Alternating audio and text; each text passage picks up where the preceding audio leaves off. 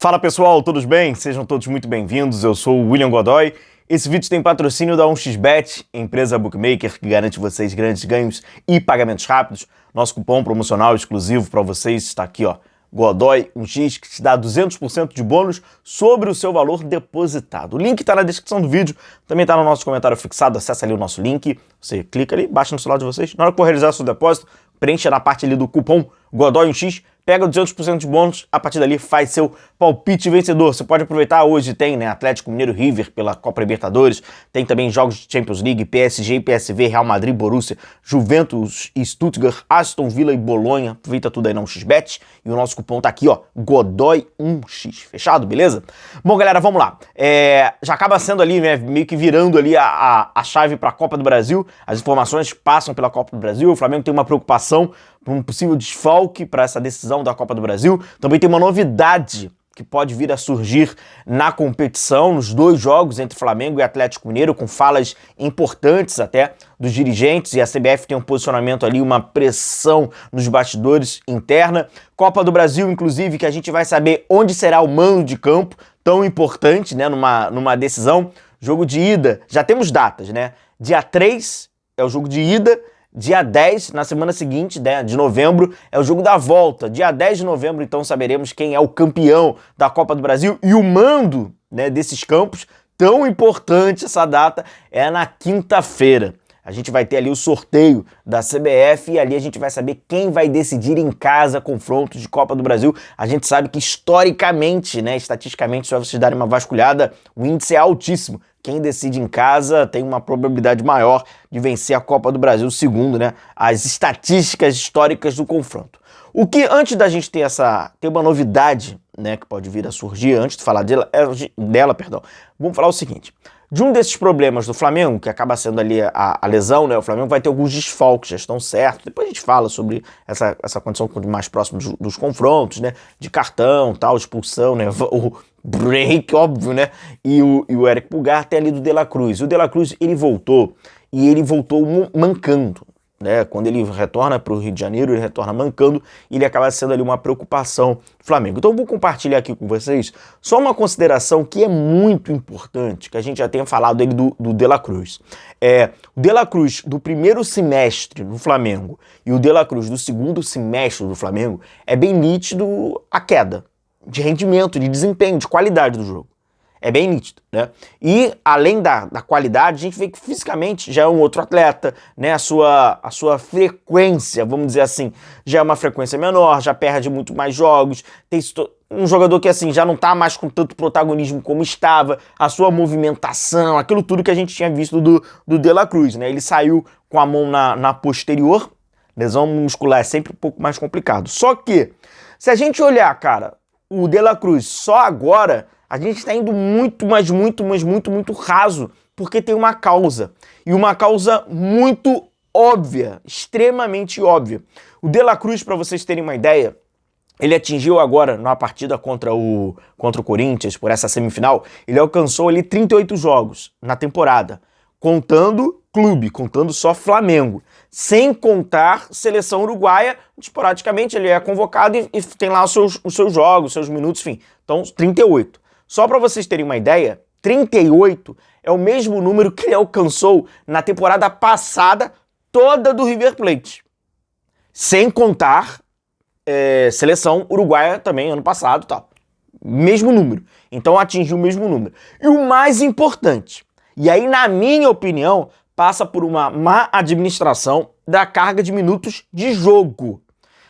Se a gente olhar esses 38 minutos de frequência, eles são muito maiores no primeiro semestre do que no segundo, ou seja, o primeiro semestre no futebol brasileiro são jogos pouco importam, ou deveriam pouco importar, são jogos iniciais, vamos dizer assim, competição de pouca relevância, fases iniciais, né, de Copa do Brasil, terceira fase de Copa do Brasil, por exemplo, Campeonato Carioca, fase de grupos e de Libertadores, quem está em pré-Libertadores é na pré, início de Campeonato Brasileiro, a fase decisiva é do segundo semestre. E aí, só para vocês terem uma ideia, eu havia comentado sobre isso, principalmente de quem vê as nossas lives.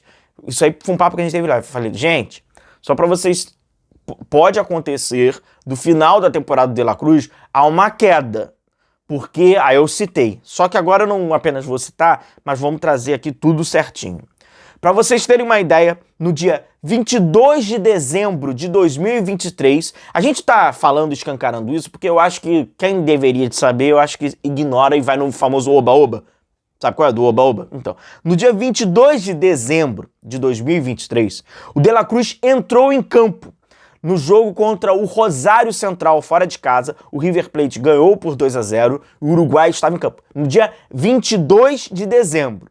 Dias depois, ou melhor, horas depois, o Flamengo praticamente ali acaba confirmando, né, a sua contratação, e o De La Cruz entra em campo pelo Flamengo no dia 21 de janeiro, menos de um mês, e além disso, o De La Cruz não teve umas férias. Ele assina o contrato, ele viaja, tem uma semana onde ele deve se organizar ali, né, as questões mais razões pessoais, e aí ele já começa a pré-temporada nos Estados Unidos.